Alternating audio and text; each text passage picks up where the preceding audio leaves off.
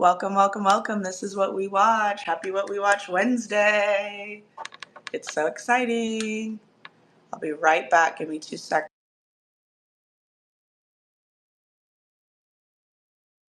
How are we feeling? Don't be shy. Come on up. Come on up.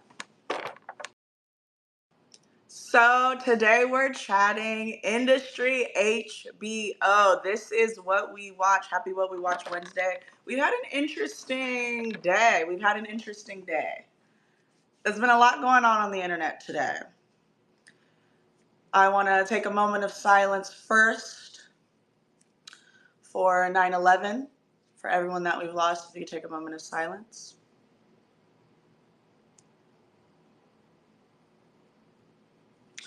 And condolences to all the families in a very, very difficult time in our country. And I am so glad that we are here to commune together and share this grief and this all of the things that have happened in this country during this election season as well. And apparently last and certainly least, Shannon Sharp's decisions today on the internet, or lack thereof. So if you want to chat about industry, don't be shy. Come on up because we're going to get into it. I don't know. Every time I say this is my favorite episode, then they put out another episode, and it's like, oh, okay, this is my favorite episode now. So let's start off by saying that this is where we're at with it. Who's wants to come up? Come on up. Come on up. Don't be shy. So this is where we're at with season 3 of Industry. Harper is not the center anymore, but she's one of those movers and shakers, okay? Right? She's one of those businesswomen that she doesn't have to be in front of you all the time for you to know that she's lurking, right? And Isabel, the woman that plays Yasmin, had an interesting interview recently about who's the villain this season. And she's like, I don't really know. Like, I don't even think any of the grads are the real villain. And, it's interesting because maybe, but I'm going to fully disagree on that all of the grads, or none of the grads are the villains, because I definitely think they are. And at least they're operating as these characters that move the plot forward, right? So to me, Harper is still weaving things together behind the scenes that are going to matter quite a bit later. And I can't shake the feeling. I can't shake it.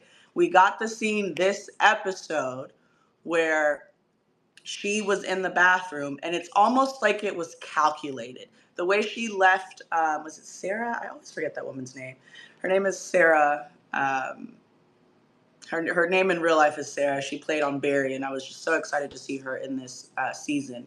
But part of that scene where she enters the bathroom and kind of leaves her on the elevator to go talk about that, and then she hears Yaz and Sweet Pea talking about the very, very, very intense demise, or potential demise, and most likely demise of PurePoint with their new CEO, right, that Eric had just spoken about. When she overhears this conversation, it's like, whoa, you know.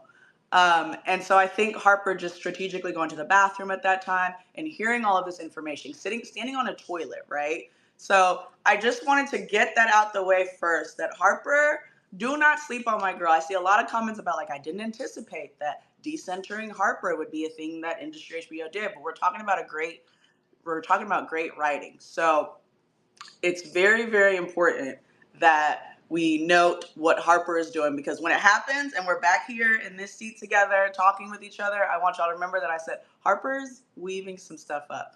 But now we get to the big dog stuff. Henry Muck. What we watch, give me the tweet of what Henry Muck said to Yasmin in the little congregation they had post courtroom, right? Because we got a typical HBO scene today, or that day on Sunday. We got a typical HBO scene where the courtroom is there, and we're thrown into the courtroom. A lot of times you get an HBO scene and you're thrown into the courtroom.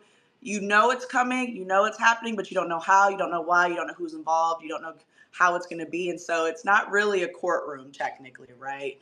but someone is to blame. Someone is responsible for this Lumi IPO that failed. And so it's very important for us to be in this room with these people, a la courtroom style, right? That's like, okay, who is taking responsibility for this Lumi IPO? And we linger and we dangle Robert. Now, the brilliance behind dangling Robert in front of this huge situation is that he has very specifically been named as someone that can potentially get cut. And that's important because this is the same episode right after the last episode where we're learning that Pure Point is struggling. Not only are you going to have to cut some people, which was said in the very beginning of season 3, but now you're going to have to decide who's getting cut. Now there's going to be a new CEO. And a lot of these IPOs and things, you think they matter, but they almost don't, because PurePoint is going to have a whole new approach. And we're going to have a whole new board, and we're going to have a whole new everything. It's a full investment bank revamp. So I want to welcome Teej to the stage, and anybody else, come on up, don't be shy. This is what we watch. That is a registered trademark. Watch how you speak on it. Hashtag what we watch on everything. We are in use. We are in use, baby. So hashtag what we watch on everything. We want you to be there when we are Googled, okay? Teach, talk to us about the kind of highlights for this episode. I kind of had to talk about how Harper is the quiet winner right now.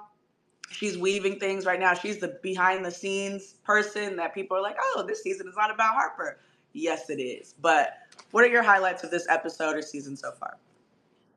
First of all, it's another incredible episode. I found it to be fascinating, extremely fun. Actress they chose to be the questioning politician that was asking him all the questions and then asking the Lumi CEO all the questions was just literally perfectly cast in her role.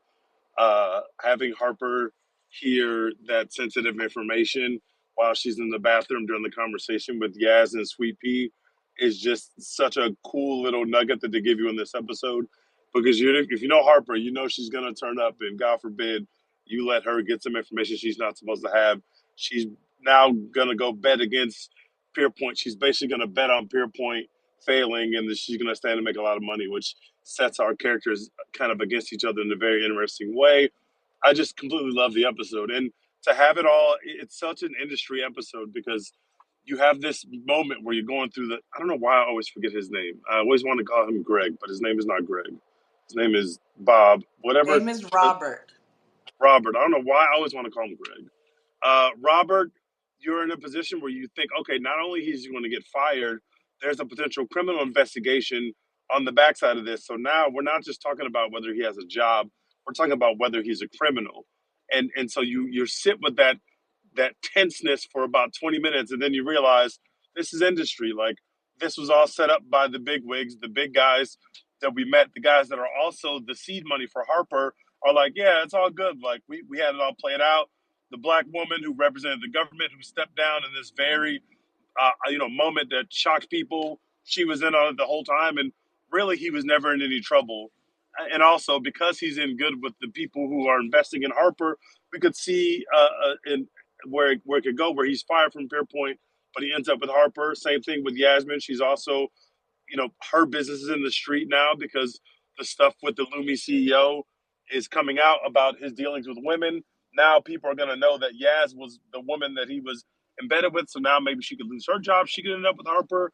It's just a really cool way to move the pieces on the chessboard. And I was entertained the entire time. It's another incredible episode in an incredible season. So I really enjoy it, and welcome JK and M to the stage. I just really want to talk about how each character shined in this episode because, like Teach said, it's very much an industry episode. We're reminding you where we're at. This is not your typical 9 to 5. We just came off our Rishi high. We came off our Rishi gambling addiction high. That was a good feeling. That was a great feeling. Okay. We got some really crazy intense scenes last episode. And we did not let up one bit. We've got Yasmin between Henry Muck and Eric Tao and Robert, right? And we'll expound on that in a little bit, right? We've got Harper with Petra and Nicole and getting back at Eric Tao at Pure Point, right? We've got Robert between Henry Muck and Pierpoint, right? Like there's so much happening and it's so cool to witness. It's so cool to be a part of it and watch everything unravel simultaneously, right? Because we're all back on the floor very often. But this episode took us out of the floor enough. And it's like, we're going to go. And remember, Yasmin and Robert also live together. So we got that moment. Robert is cool with Henry. So Henry's asking him direct questions. Hey, do you have history with Yasmin? I'm going to assume you do. Because who doesn't? Who wouldn't want to? You seem very close. I'm in love with her. Are you in love with her? Like, we're not pulling back any punches, right? Eric goes to what's his face's house. He has cancer now. I forget his name, or he has a tumor in his brain, right? So we get these really intimate moments with all these characters, right? And Henry's like getting very close to Robert because of this, like this blame. We need someone to blame scene with Lumi and the IPO, right? And the criminal investigation or the potential criminal investigation. And then we have the woman that like just owns the scenes in the room where she like steps down as Secretary of State, right? I think she's Secretary of State. And it's like, oh, wonderful time, Prime Minister, when they're all back in that intimate room doing coke and drinking and talking about what they're all going to do about UK and the Lumi IPO and energy savings and things like that. Like, I just said a mouthful, and if you're watching the episode, it all makes perfect sense and it's all seamlessly put together. But I want to let Nem speak because I want to talk to you about talk to us about what the highlight of this episode was, if you're there, because I know you were trying to catch up, and I've spoken to at least 15 people in the last week, and they're like, "I'm trying to catch up. I'm hurrying up. I'm hurrying because I got to be here."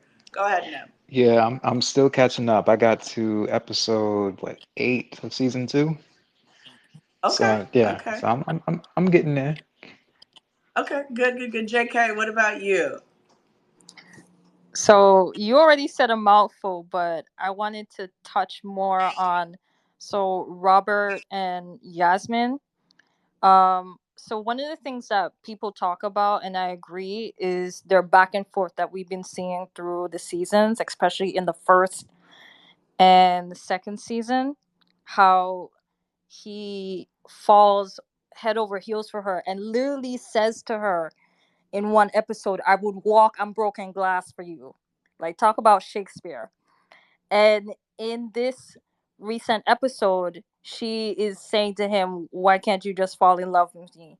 Like, I know she knows that this man is head over heels for her because, as he mentioned to um to Henry, that she made him lick his own stuff, for lack of better wording. You know what I mean? Off of a mirror. Like, you're not gonna do that for just any old person. I'm sorry. She really had a hold on him. But what we see now is that he still feels the same way, but he realizes that either this may never work out or she has a lot of things up in the air that he can't help her with. So he has to fall back and do his own thing. Because even when she said in that moment, "Why can't you just fall in love with me?" You see the pained expression on his face. Like, he does fall, he is in love with her, but she cannot handle it. And I think it's not just about she can't handle it. It's also, I think, especially in British English culture, the classes is such a huge thing, and she comes from money. He's working class, but he did all the right things, and he realizes, not just from his mentor, but even from his own experience, that he cannot break that class ceiling. He will always be seen as lesser than to the people who are already born into that and live that life. And I Right, feel right. that Yasmin thinks about that, and that probably may be something that stops her from getting together with Rob, because he's not in her class. He doesn't have the same upbringing, didn't go to the same places. So I'm interested if there's any men that want to speak on this. I only let men speak in these spaces, so you might want to take advantage, honestly. And Tej, you can speak to it too. Jake, I appreciate you talking about this relationship because The other part of the episode, the mouthful that I really said, was that there's a lot of vulnerability in this episode, right? Eric being with his, whoever he is, someone please get me his name. Eric being with him in his house, that's a vulnerability. Bill. Sharing Bill, thank you. Eric being in the room with being in Bill's house, there's that vulnerability there because I'm sharing stuff about my personal health, where I'm traveling to take care of my personal health, right? Yasmin in the bed with Robert telling everyone, including us, that she killed her father. Okay, that's a vulnerability, right? And what is vulnerability? I just saw this really cool video. Vulnerability is I'm telling you something, I'm telling you how I feel, and I want you to be in the moment with me. I want you to feel the feeling with me, right? There's a lot of vulnerabilities here. Sweet Pea in the bathroom alone with Yaz, very vulnerable. Yaz in the bathroom alone, watching the courtroom thing, or the room thing unravel with Robert and Henry Muck and the woman that played amazingly to attack Lumi and Pierpoint, right? Like, there's very vulnerable moments. I don't think Robert is in love with Yaz. Robert loves and is in lust with Yaz. That's what I think. And I think he gets frozen up. I think what he said was broken glass was specifically about sexual things. And I think it's not about the fact that he isn't capable of being in love or isn't like close to being in love with Yaz. I think in his world, it's much bigger than Yaz. He's not like, I want to be a man, I want to be with someone. He's not necessarily looking for that. So even if he is in love, it doesn't come out like that in his life or in his memory or in his like brain or in his heart. So to me, that's still effectively he's not in love because he's not acting on it. And so I think he's like, I have a lot of love for this woman, but I don't want to date her. I don't want to be with her. I don't want to like. And so when she says, I want you to be in love with me, why can't you fall in love with me? What she's saying is like, if you would be in love with me, we could get away from all of this. And Robert's like, I don't want to be away from all this. I like this shit. What I'm doing, this is all I know. So even if it's not good for me, this is all I know. I like this shit. So, I think we're getting a really interesting perspective on like the vulnerabilities because that, to me, that wasn't necessarily like a swap or a change. That's how it's been this whole time. But Robert is like, oh, now you're being vocal and now you're seeing the problems of like a woman like you liking men like this, right? And it's like you want to be vulnerable and open, but I can't be in this moment with you. I got my own shit. Teej, what do you think? Or men on the stage, what do you think? I can't really call it. I thought it was a great way to kind of bring it all back full circle, since obviously we've had our uh, dalliances with Yaz and him in the first season. We kind of brought it all the way back, and she's just like, why can't you just be in love with me? We have this very intimate moment with them after his ayahuasca trip. He doesn't even realize that her dad is dead, and then you get this bombshell at the end of the episode that just kind of lands, and he doesn't even acknowledge it because he's like high on ayahuasca, so he's not even aware of his reality, let alone the fact that Yas might have just confessed him that she killed her dad. It seems like there's like a self defense situation there because we saw like the dad's on top of her, kind of restraining her. We keep seeing pieces of it, but not the whole thing. And so I think intimacy is the right word. I love that you use that. Obviously, this whole episode is kind of about intimacy. There's a lot of there's intimacy between the two of them, but I think that there still will be a will they won't they push and pull with them. I don't think we're headed towards them being in some kind of quote unquote normal relationship, because this show is not really about quote unquote normal relationships, and that would be boring. That would not be within the purview of the mission statement of the show or the kind of people that enter this industry. So I think this is this show's version of our will they won't they, but in with an industry spin on it. It's not going to be like it exists in other shows. And I like that. I think it's cool that we can keep returning to it, but we're not going to have them somehow be in a committed relationship where the power dynamics are normal. Also, I saw that you put the tweet up top. I just when he said when Muck said that he can't fuck down and there's power dynamics with everybody he was with, that was Hold some of the on, most hold on, hold incredible on, writing hold on, I've hold ever on. That heard. is a specific segment of today's episode. Hold on that one, because we gonna go in on that. I'm gonna let you speak on that. But go ahead and finish the intimacy thing. Are you good on that? Yeah, I'm Okay, good. okay. Nem, or not Nem. Anyone else? Okay, so there's no one else on the stage. Don't be shy. Come on up. I wanted to hear a men's perspective on that, and I thank you for sharing that because I like that. It's a will they or won't they industry HBO on Sunday style, right? And we're most of this show is won't they, right? Like they will not is what I'm assuming. They will not. There will be no marriages and weddings in this show. We can't really expect that. And if we do get one, it's going to be a la Succession, where it's like, okay, and as soon as they get married, they're talking about having sex outside of their marriage, and the woman is presenting that. So thank you for bringing up the ayahuasca trip, though, because the ayahuasca trip is important. Another very vulnerable and intimate moment between Henry and Robert. It's not just I'm telling you how I feel. It's not I'm telling you how my feelings affect me. It's I want you to be in this with me. And Henry is one of those people that wants you to be vulnerable with him, wants you to be vulnerable, wants to be vulnerable with you. He uses that term when he's in the shower with Yasmin. Another very intimate and vulnerable moment. Yasmin pees on Henry Muck. Let me repeat. This is what we watch, guys. That is a registered trademark. This is what we watch. I just said the words. Henry Muck and Yasmin have a very intimate and vulnerable moment. And he's like, can I be vulnerable with you? Can we be vulnerable with each other? Can you express yourself on me? Can you please? I'm not going to say that because if anybody cuts that ever in life. Henry asked Yasmin to pee on him, okay, in the shower together. And they actually give you the shot. This is my issue with this show. They're going to give you the shot.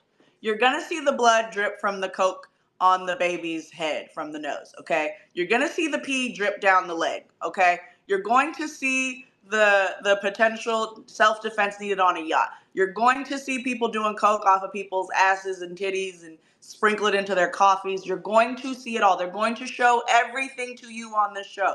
Please do not think they're not going to. They're going to show the woman that just died after fucking the extremely much younger person than her, another abuse of power, which we're going to get into it. That's the segment that we're going to talk about. You're going to see it. You're going to see all of it. And I think that that's what this episode is about. It's about intimacy, vulnerability, and what happens when all of that is under the, the kind of foundation or the umbrella of abusing your power, right? Because when we are in our most vulnerable, we behave as though we are powerless. But how can I make this a very powerful moment for me? How can I manipulate you in this moment by making you sit in this feeling with me? Henry makes Robert sit in the feeling with him of this ayahuasca trip. He clearly didn't want to do the ayahuasca. All right, but he's like, no, you're going to do it with me. That is a vulnerable moment, but he's abusing his power. He goes to Robert again in the space after the courtroom and they won and all that kind of stuff. And he's like, hey, Henry, be honest with me. I'm in love with Yaz. You in love with Yaz? I think I love her. I think she's the one. Blah, blah, clear. That's vulnerable. That's intimate. If someone's coming to you, that's open. But he's abusing his power. Because he's like, really, what I'm asking you this question for is that if you don't fucking back off, I'm a little jealous. I'm not generally a jealous guy, but we can make this a real big issue for you because you're gonna need me on the way up, right? And so we get these moments. Harper, Yaz, and Sweet Pea. Yaz is like, oh, I wouldn't want you to say anything in the bathroom that could possibly hurt all of us, not knowing that Harper's in there the whole time. Harper's being vulnerable with Petra. I think her name is Petra. Nicole, whatever she's working with, Petra, I believe, is correct, actually.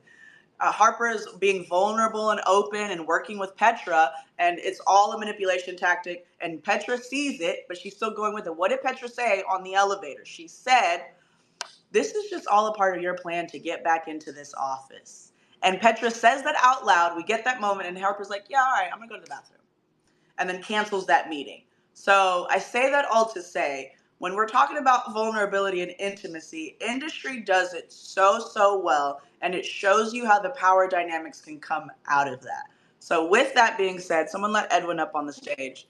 Now we can talk about the scene of the year so far. I don't care what nobody's talking about. Give me a round of applause, something, or I don't know. I wish we could do some audio on this. This is the scene of the year to me, because I feel like a lot of you had a lot to say. When I tweeted this out and it went viral, a lot of people were like, he's spitting. And I'm going to let Teach speak on this scene. We're about to talk about the scene where Henry Muck has escaped all potential repercussions and potential criminal charges for clearly abusing his power. And a lot of people, please go click on the tweet. That's the first and last tweet that's shared in this space, and look at the comments. Look at the responses. Right? Why is this a bar? Why was this so powerful? And it really just, to me, summed up everything that happened in this episode with everyone, not just with Henry Muck, but if you zoom out, it happened with everyone. Oh my gosh, fuck, everything's an abuse of power. Oh my gosh, if we really want to go down that route, who is anybody? When is anybody not trying to use their power to their advantage? Fuck, for fuck's sake, get out of my face with this. It's not even a real conversation. But we're gonna get into why this is a real conversation. And Teach, talk to us about it. So I think obviously I feel like if there's any one scene that kind of presents the mission statement of this season of the show, it's that one. And it's obviously we've been playing with these themes for the entire run of the show, but I think that when Muck said that, he's so right, but he's so wrong at the same time, right? He literally says like, "Who am I supposed to date? Like Hillary Clinton, Kamala Harris? That's not my bag." And he's not talking about like he's talking about the fact that these are powerful women with their own motion, and that's not what he seeks. That's not the dynamic that he seeks. And a lot of rich and powerful men feel that way. A lot of rich and powerful men don't want women of means and women of power. They want someone that they can control, and it's not just across socioeconomic boundaries. It's also about age. When you see men out here or women out here dating someone very much younger than them, the first thing we think is what they want to do is have somebody they can mold and control. They don't want someone to be on equal footing with them. That's not what they seek. That's not what turns them on. That's not the dynamic they're looking for. And also, we've seen it not just in play in relationships, but also in play when it comes to sex. The dynamic between Yaz and Robert is like they didn't even have sex, but the dynamic played out in a very sexual way. And like, I want you to be in this position, and you want to be in this position. Robert wanted to be the sub in the dynamic of the relationship. And we've seen that persist in his other relationships outside of Yaz, where he always kind of ends up and assumes that if people are using like an alpha beta way to describe things, he's always kind of assumes that. And he has that kind of push and pull with Muck as well. And obviously his closeness to Muck was pretty much indicted this week in terms of why are you so close to him, and now you're having to answer for the things that he has done. But Robert still, after all that, gets into the limo with him. Is like, all right, I'm rolling with you now. Like he wants to be in that position, and so I think they're trying to make a statement of like sometimes there's these power dynamics that exist where people are abusing their power, but sometimes people want to be in that role. For example, the employee who basically spilled the tea on everything.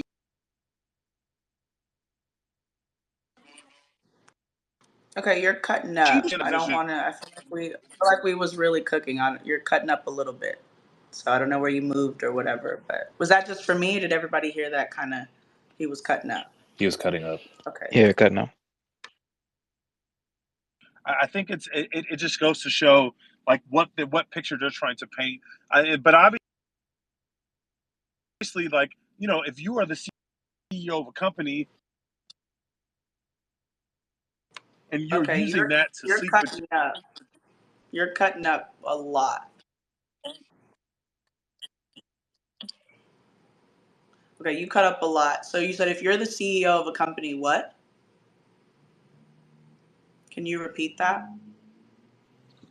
sorry, I said if you're the CEO of a company, obviously using your power in the way that he's using it with the lady who basically told the congressional hearing people about what he was doing before he was with Yaz, that's bad. Like we can all see that as this is a bad use of power. But obviously he doesn't see that there's a such thing as a bad use of power. There's only the use of power, and that's kind of the way that he sees the world, and that's the way that a lot of people in his position see the world. And that's really the overarching mission statement of the show is to explore these power dynamics and how we get there and what roles we all play in getting there. And I just think it's such an interesting. This is where they're at their best. They're at their best when they're exploring issues of power. And I just thought this episode was another example of that. Yes, absolutely. And I will go next, and then I really want Edwin and JK and them to speak. Beautifully said, Tage. A couple of things, probably a few things here.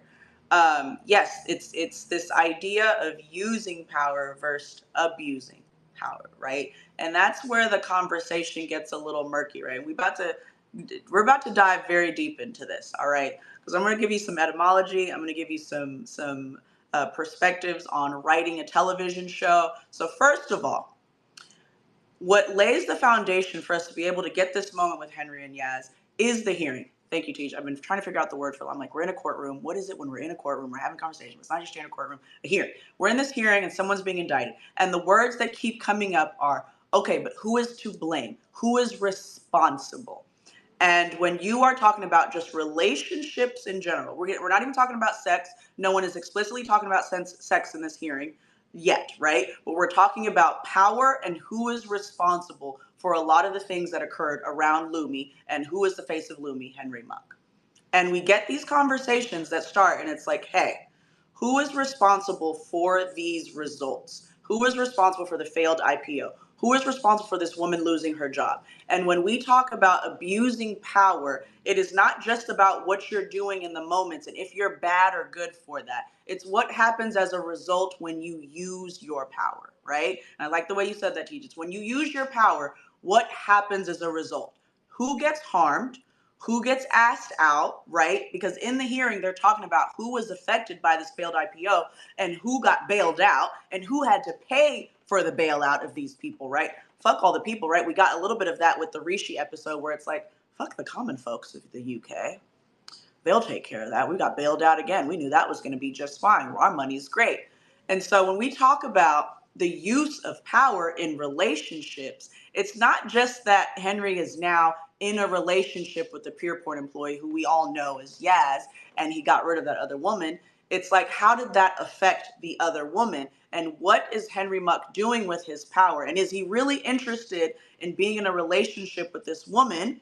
Or was he always abusing his power because of where he stands and because there's no repercussions at all, right? Which we're seeing. And the lady that, played the woman in the hearing showed it so beautifully. We're seeing that he doesn't suffer repercussions. He doesn't suffer any consequences for any of his actions. So you are free to use your power how you want. But the way that Yasmin was kind of elevated in her position with Pierpoint was coming off of that plane. And he fucked her on that plane. They had sex on that plane in front of her colleagues. This is where things start to get murky. You can have sex with whoever you want. Henry, I guess you can only fuck down, right? Henry Muck is an extremely, extremely successful, rich person. The only person he can go above is Hillary Clinton and Kamala Harris, potential commander-in-chiefs of, of the United States of America, right? Those are the only people above me. And oh, not my tempo, babe. Who can I fuck that's highest status, right? But you're abusing your power because it's not just about the fact that you're creating these relationships with people that are of lower status than you. That is not the point. The point is that you are using your power to determine where people stand in their careers. You're using your power to threaten people, to threaten their livelihood of their finances, their careers, where they stand politically, where they stand in a hearing, what they do in their communities. You are affecting people's lives. You can always fuck down. I agree. And why people think that Henry Muck was spitting is because we agree. Henry Muck can only fuck down. But why are you fucking down your assistant? Someone that works at the investment bank in which you're trying to IPO. Why can't you fuck down outside of that world? And that is where the abuse of power comes in. It's not that you're fucking down.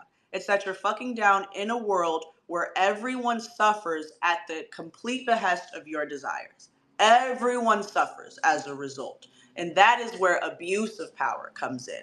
It's not that you, oh my gosh, oh no, he's having sex with a girl from Pierpoint.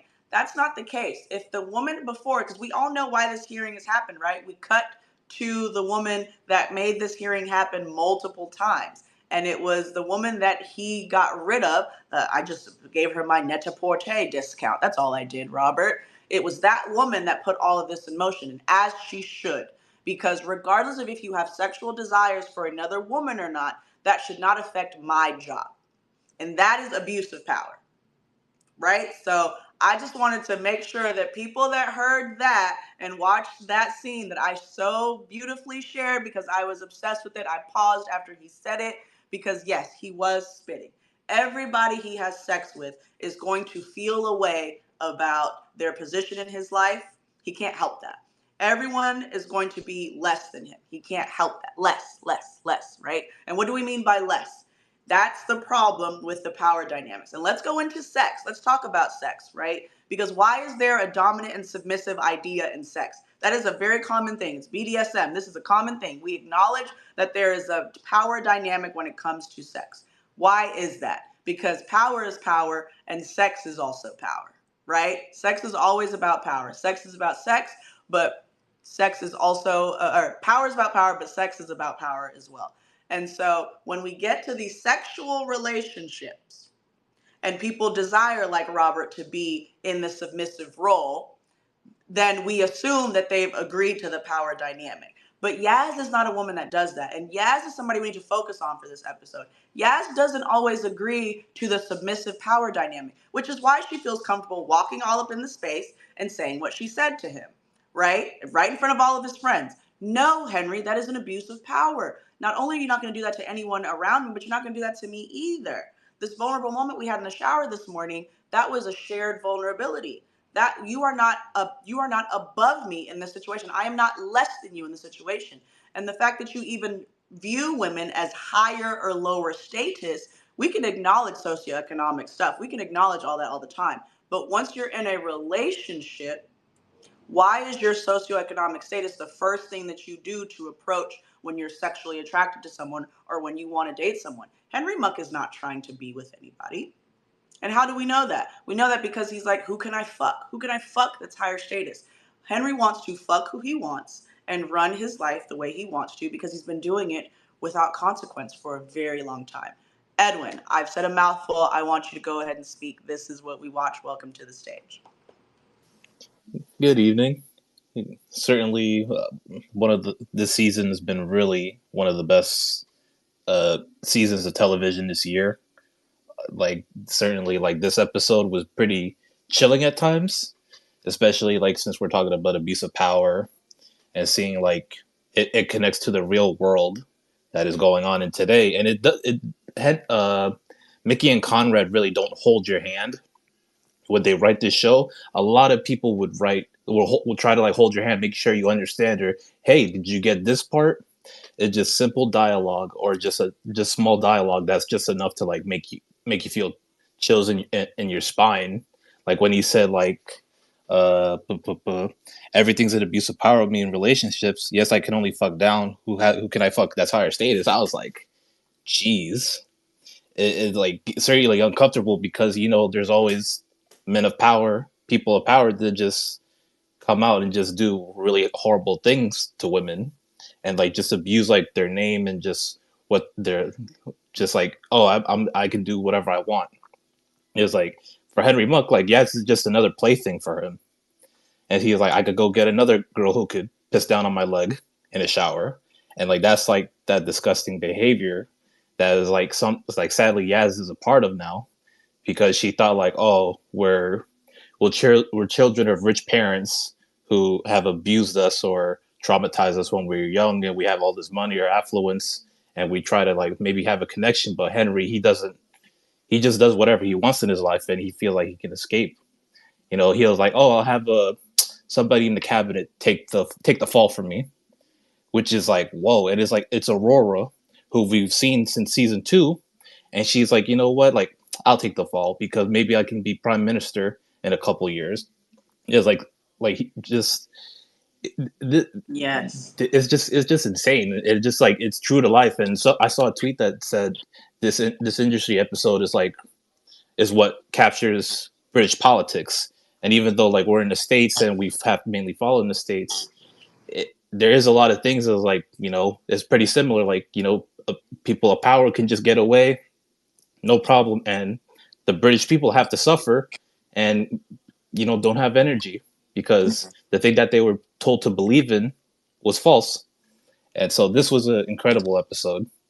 Yeah, I don't think it's similar. I think it's exact. I think in all spaces of politics and finances and the stock market, right? With this Lumi IPOs where we started this season, right? Like when men have this power, right? And it's been cool to see industry say, or kind of not hold your hand through the episode and say obviously it's men, but women have can wield the power in certain ways as well, but society as a whole is not a matriarchy, right? It's a patriarchy. And so who's at the top of Pure Point? It's Eric and Bill, right? We have Yaz and Sweet Pea, but as soon as Sweet Pea tries to potentially, I'm not going to call it whistleblowing because she went to her boss, kind of talked to him about it, but when Sweet Pea is revealed with this information, or she's, shared this information with her boss, he's like, pretend you never heard this. Don't ever repeat this. Keep yourself out of this, right? And so there's these moments where these women do have power, they do have the information, they do have the means, but then they're constantly suppressed and shut down. And I think the overarching idea is that when these men have the power, everyone in this room can admit, hey, why are you mad at me that I'm in control? We can all admit it in the room, right? Hey, what's wrong with me having the power here? We have to have some sort of, system here. Somebody has to take the lead, right? But we confuse what leading is versus what abusing your power is, right? And it's a very thin line, and men get it wrong all the time. They get it wrong all the time. This isn't about the fact that we're questioning who you choose as a partner, Henry Muck. We're asking you to realize, Yaz is asking you to realize that you just had the last woman that you had peeing on you was your assistant in your big time company trying to IPO. That is the last, before I peed on your leg this morning, you had another woman that I've looked in the eyes multiple times pee on your leg. And then as soon as you're done with me, right? Like Edwin said, she's a plaything. We both said it. As soon as you're done with me, if there's any other woman that you find worthy of peeing on your leg, which is anybody that you find that is of lesser status than you, right? Because it was kind of tongue in cheek there when he said, like, "Ooh, can I fuck that's high status? Not my tempo." Yeah, we know it's not your tempo. It's because they're higher status than you. You only get turned on by people that are of lower status. That's the only way you get turned on, because your ego is so fragile. Your ego is so fragile that anybody that may potentially even be perceived as higher status than you is going to turn you off. You're not attracted. It doesn't matter. Which is why the little throwaway line in there was like, I love a cafe au lait, from a guy that is clearly looking at it like, hold on now, like, Kamala and Hillary? What are we talking about? What you mean you wouldn't? That's not your tempo? Why is that not your tempo? It's because they're potentially of equal or higher status. And so when we talk about abuse of power, that's what we're talking about. Men are in these positions to where their sexual desires, no matter how fleeting and no matter how, personal and selfish, they're always going to make a decision that affects the careers and the mental health of the women around them. If they're, if they prefer women, if they prefer men, they do the same thing with men of lower status, right? But it's always the men that are doing this that are in power. And so I love how industry kind of highlights that. JK, please talk to us. What do you think about this abuse of power theme woven through the entire season? I mean, you said a whole mouthful there. Um, I still need to gather my thoughts because I have a lot of thoughts, No and worries. that cafe au lait comment did it did throw me off when I heard it during the Yes. episode. That was so wild. It's But a I'm very gonna have British to come comment. back to you on that. I gotta gather my thoughts. Yeah, feel free. Nem, you are on season 2, episode 8. How have you seen the abuse of power already? Because they go in. The season 3, we're not new to the abuse of power. Remind us about season 2. Yeah, so one of the main things, and it was coming to mind as y'all were having the initial conversation, um, is specifically with Yaz, the grad that gets hired, I guess. So the newest grad that basically gets assaulted by Nicole. um, what's Robert. I can't Robert. uh, the girl that is He's with talking Robert. about Venetia. Yeah, Oh, Yeah, Venetia. Oh, Venetia. whatever. Venetia. Yeah. I know what you're talking about. Yes, she's gone now. But spoiler. Yeah. Please. So she brings it up to Yasmin because that's the first person she felt comfortable bringing it up to. And Yasmin is so caught up in her own ambitions in the office that she kind of basically tells her just don't say anything about it, or like just kind of get used to it. It's kind of part of what happens here. Trying to navigate her way, and almost like she was accepting the status quo of power of taking advantage of people. Like she was already, Yeah. she wanted to be upstairs, so that's all that mattered to her. So she had already been burned, Yep. and so she It was a pretty much nasty, did the same nasty move abuse by to Yaz. Vanidia. I probably said her name wrong again, but yeah, No, yeah, I don't know. I don't depend on me. That was a nasty, nasty move by Yaz. I remember that. That was nasty. That was I was like, yeah, dang, very Yaz. nasty. After all you've been through, Yaz, and you're gonna let another woman go through it. But that's another point, right? The status quo. Sometimes you're just like, I'm just gonna go with the status quo because it's better for my career. Yes, it's gonna fuck up my mental, emotional health, but it's better for my career. And who's the epitome of that right now in this episode and in this season? It's Robert.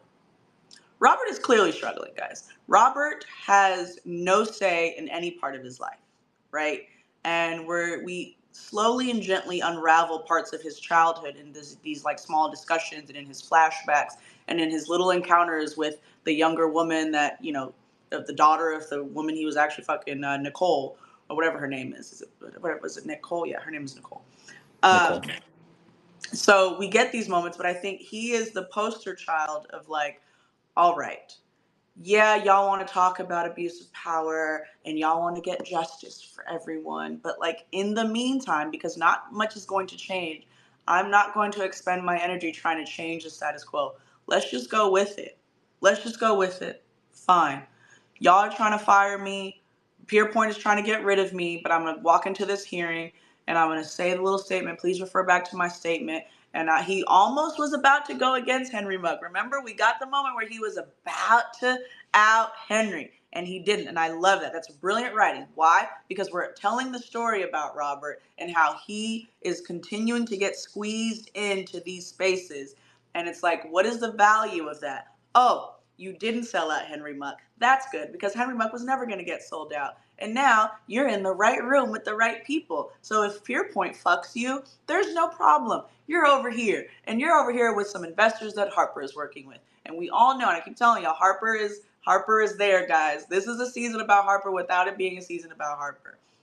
And when he's in the room, when Robert's in the room with Yasmin, and Yasmin's like, yeah, how could I want somebody like my dad when I killed my dad? Ha ha ha. And then it's like, oh, he doesn't care at all. So to be so desensitized to a woman that you clearly love, like I said, I don't think he's in love, but a woman that you clearly love saying she killed her father on your ayahuasca trip after almost losing your job, like Robert's going through it, but he's on his Yaz that Nem just mentioned, where it's like, it's best if we don't cause any issues. It's best if we just keep our jobs. The only people, or it's best if we just get the money that we need and keep our jobs. The only people that are really ruffling feathers at all have been Harper, which is what this entire show is about. Harper ruffling feathers and doing everything against the status quo. And Yaz has her moments where she pops out and tries to do her own thing and uses the fact that she knows that men of higher status are attracted to her and want to fuck her, and uses that power to maybe make sure that she can get ahead, right? I'm gonna leave y'all with that. Is that an abuse of power? If is Yaz knowing that these men want her in this way and it can get her ahead? Is she abusing her power with her knowledge? Because knowledge isn't power, right? But you can think about that. And so when Yasmin has these moments where she's using that, she's going against the status quo, which is women have some power and autonomy over their bodies and over their lives, right? She literally used her being in the press all the time and being the daughter of a very, very rich man to influence what Pierpoint's perspective and presence was during the Lumi IPO. That was using her power to affect a certain outcome. And so when we get the status quo, I like that term a lot. Nah. When we get the status quo, there's only a few women that are able to go against that. There's only a few men that are able to go against that. And it's set by men. And so it's very interesting. The industry always gets this right. They get it right. And like Edwin said, they do not hold your hand through this because you don't need your hand held. The writing, if you're paying attention, which it's hard not to pay attention, if you're paying attention to this episode, the writing takes you to everything. Watch this episode again. I'm going to give you some homework. Just watch this episode one more time. Watch it one more time. And every single scene was a closed loop. And that is what we are here for. That is where TV shows mess up sometimes. Because when we were talking about House of the Dragon, when we're talking about other TV shows and we have gripes, a lot of the times our gripe is, why did this character do this? And why do we care? Why did that person say this? Right? Why did that character say this? And if you can't answer those questions succinctly and creatively and in these really sexual, coke-driven ways, then it's not a great show. And we're missing some things, right? And that's where we say filler. I've never heard anyone call anything a filler episode in industry in that way because it's not. So two things. Yaz reminds me of Shiv from Succession, where she thinks she's much smarter than she actually is. And she does try to use her sexuality. She does use it, but it only gets to her to a certain point, and then she gets screwed over, and she realizes that everything just falls in her face. It's kind of the same thing with Shiv, where she tries to do these maneuvers in the same way like her brothers and her father would, but she doesn't have the what's the I'm using the lack of a better word, the instincts, the natural knack for it to really get her far. Like if she really had it, like She if doesn't Yasmin have really what had. Harper has that. Yasmin No, doesn't. yeah, if I was about to say that if Yasmin had that knack that Harper had, man, she would have been the new CEO that they were gonna announce, because she would have really rocked it. Um Go ahead. yeah, so there's that. And then with Rob, um I do agree obviously that he was going along with everything, including his messed up relationship with Nicole. um he was just trying to maintain the status quo and just trying to stay in the space because this is where he want to be. But I feel like after that Ashua trip, he realized a lot of things. And I don't know if you remember, in his trip, in some of the clips in his trip, one of the clips was when he found Hari in the bathroom when he died. And that was like the first traumatic thing for him. Um and then Well, after towards his the mother. end, Yes, after his childhood, yes. Yeah. yeah, towards the end of the episode, and when him and Yaz were talking in the bed, he says that maybe it does matter where the money comes from. I think he might. I'm gonna put down some money that he might leave the industry, because I think he's starting to realize that maybe he doesn't want to be a company man anymore, and maybe he doesn't want to go through all of these things for nothing. Because I think he was really disgusted when he was in that room with Aurora and Henry Monk and all those guys, and hearing them, the way how they talk about what had happened in the courtroom, and how they talk about people in general and power. I think he was genuinely disgusted, and that's not a place that he wants to stay in. That's just my hypothesis there. I fully agree. Robert has been on the on the brink of a breakthrough for 3 seasons now. And they use ayahuasca, which is so interesting, to show that maybe he can do it. Because I don't know if you guys realize, and the actor is doing a fantastic job. He's doing a phenomenal job. Robert is a shell of himself in every single room he's in. As soon as we get a close up of him talking to someone, it doesn't matter if he's raising his voice, if he's taller than them. He is so meek. He is so much visibly weaker. He is so much more visibly affected and emotional, and he can't really, make the same kind of decisions and the same kind of like effect of the other person in the scene with him. Robert is always within this like shell of himself, like he doesn't belong there and he doesn't want to be there, but he doesn't know how to escape. And thank you for bringing up his trip, because his trip was interesting, because we saw Nicole appear to be peeing, which is like, all right, I watched that scene and I was like, all right, do we have to see multiple people pee today? Mickey, Conrad, we didn't have to see multiple people pee in this episode. We could have let people rock.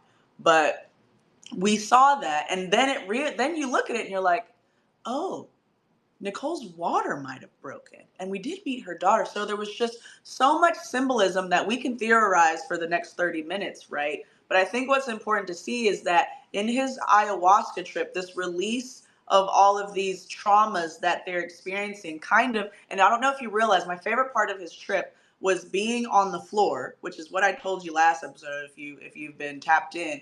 This is industry. This is not anything else. We are going to be on the floor at Pier Point selling and buying. That's what we're here to do. This is an investment thing. And so I love that in his dream, he's on the floor and then there's all these fucked up things happening around him. And if you look on the TV, there's a bunch of the TVs on the floor, there's the computer screens. There's a bunch of traumatic events that have happened. There's a bunch of haunting, chilling scenes in his life and in other people's lives and what happened at Pier Point on those screens. Watch that scene again. And so I love that. I love that they're using drugs, of course, to show that he needs a breakthrough, right? And who is actually going to break free? Because we got someone that broke free from industry earlier, and it was the woman who called Rishi out, right? But breaking free isn't really what this show is about. It's not about breaking free. We don't follow the people that break free except for Harper, which Harper didn't break free. She wanted to stay and she was kicked out, right? And now she's the big bad. And I'm telling you, she is. But this show is about what happens when you know the status quo, you know your socioeconomic position, you know the hierarchy, but you're so talented, you believe in yourself, you've gone through all these traumatic events, and you understand the abuse of power. How can you grow as a character? And it's such a cool way to write a TV show, because I feel like we can all see ourselves in it, regardless of if we've ever worked at an investment bank or not. You can see yourself in this if you've ever had a job. You can say, hey, do I want to be the top dog in this facility, in this industry, at this law firm, at this investment bank, in this, wherever you work? Do you want to be the top dog there? And if you do, what are you willing to do to get it? And what dicks are you willing to suck in the process? And I'm not even saying that jokingly. I mean that, because Succession taught us that. Tom Wamsgans is the new CEO of Roystar Waco. He sucked dick when he was supposed to. He was submissive when he was supposed to. So the strategy can be to be submissive. All right. That is a strategy. And so witnessing Yaz in this strategy of submission is very interesting, because she doesn't quite get it. Like you said, JK, she doesn't quite get it. Now I'm landing the plane. I know it took a while. She doesn't quite get it like Harper does. You're not really using sex to your advantage to advance in the way that you can, because the men that you keep dealing with are men that are of higher status, and they will always want you to be below, or you will get kicked to the curb, including Eric Tao. Remember, I said that, including Eric Tao, because what did he lean in and tell her? For what it's worth, I've never looked at you as my daughter. So please don't even make that comment again. I've never looked at you as my daughter. Never. I've never looked at you as my daughter. But don't get it twisted now. And so I think that that's the coolest thing about this show. We're getting these moments where people are either trying to break free or make it to the top, and they want to preach about feminism, and they want to, use their power, and they want to call out people that abuse their power, but they're all being manipulative. And I think that's why Henry Muck's line hits so hard, and why so many people that don't really think about it think that he's spitting and he's not wrong. Oh, he's absolutely wrong. He's absolutely wrong. You are absolutely abusing your power, right? And there is a way to use your power and acknowledge that you have it, and not affect people's career in that way in the process, and prioritize your sexual desires and make it seem like you're trying to fall in love with a woman because you care for her. No, no, no. When you say higher status, you see women as objects of your desire. not as human beings that are worthy of whatever they want. Henry Muck has no idea what Yasmin desires for her life, and he will never fucking care. He has no idea. Oh, you want to be, he's gonna decide for her the whole time. And so what's cool about season 3 to me, what season 3 is revealing to me, is that all of these characters are about to have a breakthrough. Now what they do with their breakthrough is different. But Yaz had the breakthrough. What did I just say? Yaz is recognizing, I keep getting in these situations with these men. I keep thinking I'm slick. I keep thinking I'm Harper, that I know how to play this game. I know how to use my sexuality, as a ploy to get up and to make it out and to make it above and to not depend on my father who's dead, who I might have killed. But Yasmin she takes 10 steps forward and 30 steps back, right? She climbs up the hill and then rolls right back down because she doesn't have that dog in her like that, like Harper does. She doesn't have that dog in her. And they've already addressed why she doesn't have that dog in her in season 1. Yaz doesn't have that dog in her because she is the daughter of a rich person. So her cage is this daughter of an extremely rich family. And she's always boxed in and she's always fighting to get out of that cage. No, I'm working. I don't have any money. Stop saying that. Stop paparazzi following me. I just want to have, sex when I want to. I deserve that. I want to make my money at my job. Who doesn't want to do that? Everyone in the room wants to have safe sex with who they want to and make some money at their job. Whomst among us, guys? Whomst among us doesn't want to be okay with the things they desire and live a decent life? And Yaz can't because she is this daughter of this rich man, and that is her cage. Robert's cage is the emotional trauma of submission and being a man, but not really having the power and the mother to kind of raise him in his manhood, right? These are not things I'm making up. The show is telling you that this is who these characters are. Harper has that dog in her because she's had to have that dog in her. And you can talk to anybody in your lives about this. A lot of times people that had to work from the time they was kids, they're better at stuff now because they've been honing in on those skills. It's nothing new to them. They had to grind. I've been grinding all my life. I've been getting it out the mud all my life. I've had to do this. I've had to lie. I've had to cheat. I've had to use sex in certain ways. I've had to lie to get people to believe me. And so that's what's really cool because Yasmin is trying that, but it doesn't work. Tej, I want you to help close this out. We were talking about abuse of power and all of the characters woven in within it. What do you want to say to close out this episode?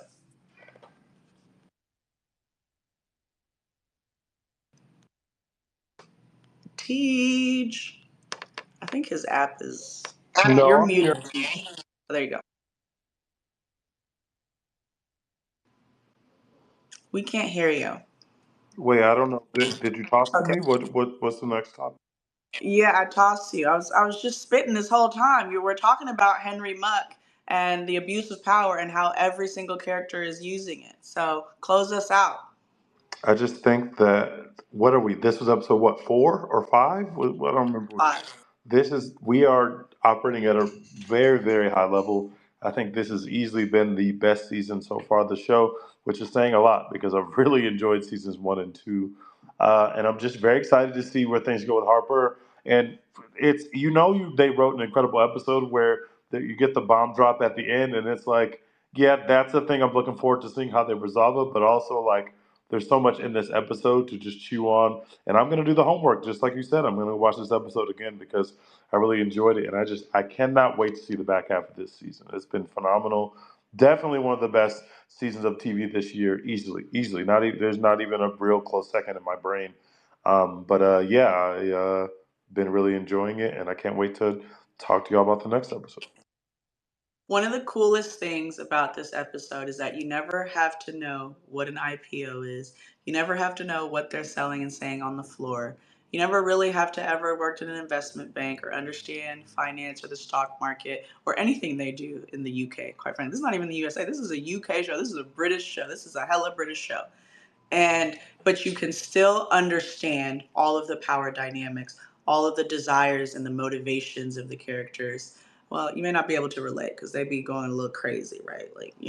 But you can understand where every piece comes in, and that's because it's written so well. And I mean that these shows do well because of the writing. Now the actors go crazy, and that's what we see on TV, and that's when everyone at what we watch, when we're the visual is the people acting down and we immerse ourselves in the visuals. But it's truly the writing that happened way before all of this production that keeps you immersed in the world. And why do we care about Henry Muck? I love that no one has called Henry Muck a villain this entire time. It's because Kit Harington is very, very, very endearing. And we know him as Jon Snow.